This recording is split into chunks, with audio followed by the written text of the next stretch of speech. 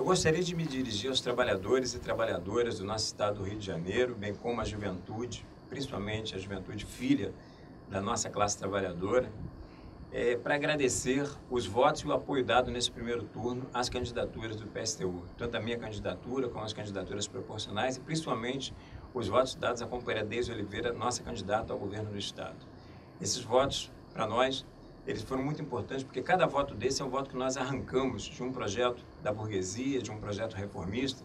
São votos que ajudam a pavimentar a construção do caminho do socialismo no nosso país e no mundo. E eu quero aqui reiterar os meus agradecimentos. Quero também aproveitar esse momento para colocar a nossa posição sobre o segundo turno. Um segundo turno tão polarizado, com tanta polêmica, mas quero deixar bem claro que apesar de respeitarmos a opinião daqueles que acham que é hora de votar num mal menor, nós não entendemos dessa forma.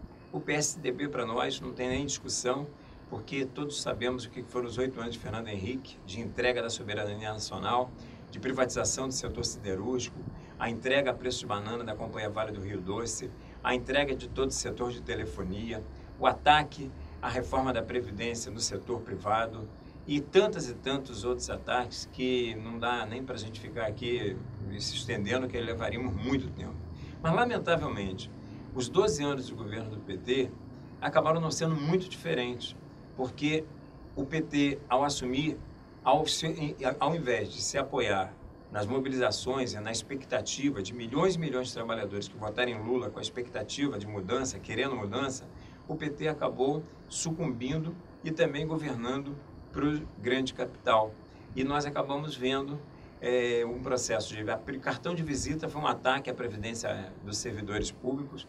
Nós vimos depois privatização de portos, aeroportos, estradas, a privatização do petróleo, né? O leilão de Libra, já privatizando o pré-sal, entregando o pré-sal às multinacionais do petróleo. No momento que se faz guerra por petróleo no mundo, o governo Dilma entregando o nosso petróleo de mão beijada.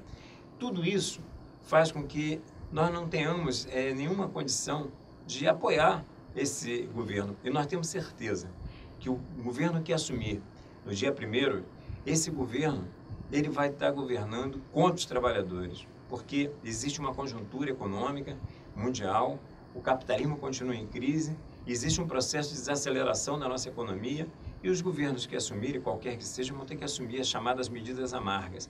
E nós não vamos fortalecer nenhum projeto que vá atacar a classe trabalhadora. Então, nesse sentido, nós chamamos o voto nulo e queremos fraternalmente polemizar com alguns setores do PSOL e alguns setores da intelectualidade da esquerda que defendem o voto crítico na Dilma por conta de uma onda conservadora que teria sido aberta após as manifestações de julho do ano passado no nosso país. Nós temos uma opinião distinta.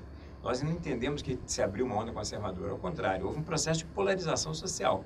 Mas foi também esse mesmo processo de junho que abriu a possibilidade de uma ofensiva da classe e que se manifestou em coisas maravilhosas, como foi, por exemplo, a greve dos professores aqui do município do Rio de Janeiro, depois de 19 anos sem fazer greve. A greve dos garis, que é emblemática, em pleno carnaval, contra a prefeitura, contra a grande imprensa, contra o sindicato pelego e uma greve vitoriosa.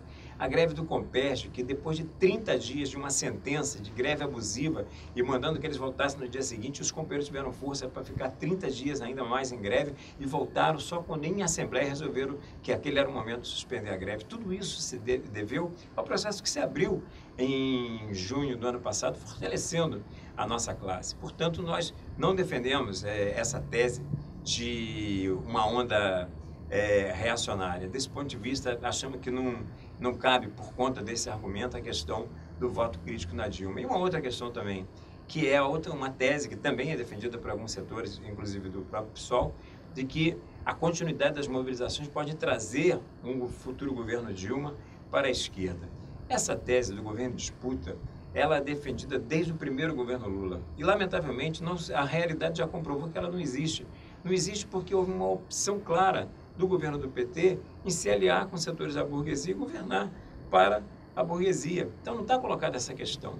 Então, desse ponto de vista, nós estamos aqui colocando categoricamente que a nossa posição para o segundo turno é o voto nulo. E aproveitamos a oportunidade para falar que no Rio de Janeiro, diante de Pezão e Crivella, que também são dois representantes do mesmo